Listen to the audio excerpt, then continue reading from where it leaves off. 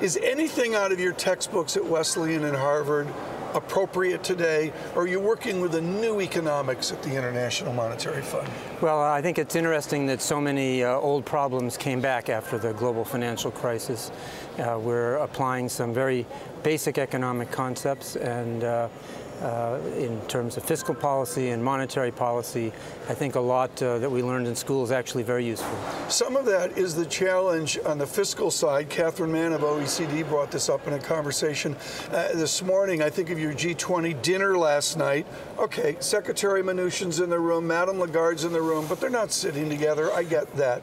But the tension is there about the appropriate use of tax policy and tax reform. What have you learned in the last 24 hours about this raging debate between Trump administration criticism and the mandate of Article 4 of the IMF? Well, first, I think the U.S. economy recovering is very important. It's part of a strong global recovery. I think we have a lot that we view in common about the state of the world.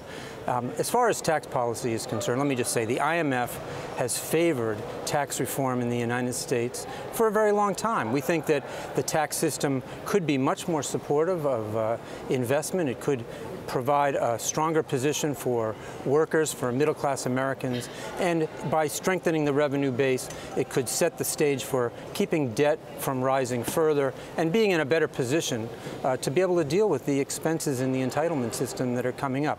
But the most important part of tax reform is to broaden the base, to be able to eliminate tax loopholes, lower rates, and create a stronger foundation